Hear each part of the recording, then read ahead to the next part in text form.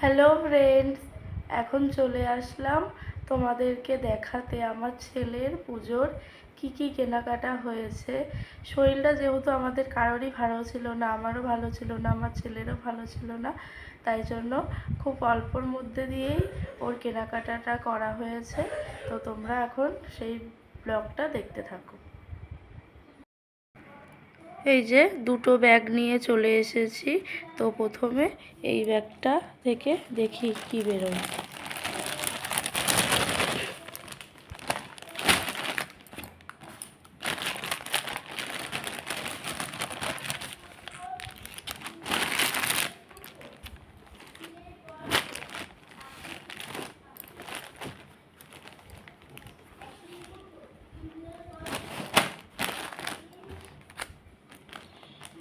এই যে এই প্যান্টটা নেওয়া হয়েছে ওর জন্য।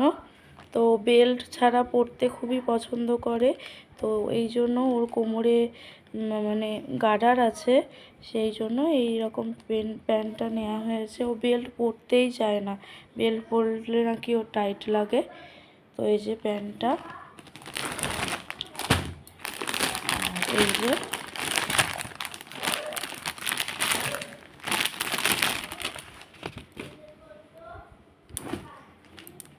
এই প্যান্টটার সাথে এই গেঞ্জিটা নেওয়া হয়েছে।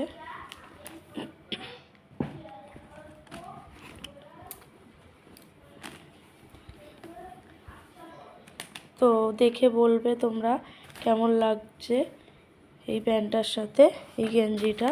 তো আমি একটু ফুল হাতাই নিয়েছি, যেহেতু সামনে কালী পুজো আসছে আর তারপরে ঠান্ডা পড়ে যাবে, তো সেই কারণের জন্য আমি ফুল হাতা গেঞ্জিই নিয়েছি ওর জন্য। এইটা দিয়েছে ওর ঠাকুমা। ও ঠাকুমা টাকা দিয়েছিল। তো আমরা যেদিন ডাক্তার দেখাতে নিয়ে গেছিলাম রানাঘাট আমার ছেলেকে, সেদিন ওর জন্য এই জামা প্যান্টটা কিনে নিয়ে এসেছি। এটা ওর ঠাকুমা ওকে দিয়েছে। কেমন হয়েছে তোমরা কমেন্ট করে বলো।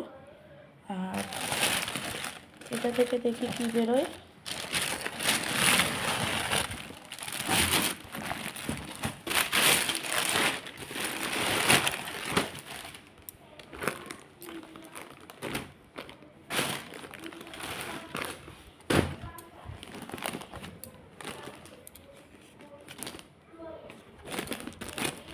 আর এই যে এই একটা প্যান্ট,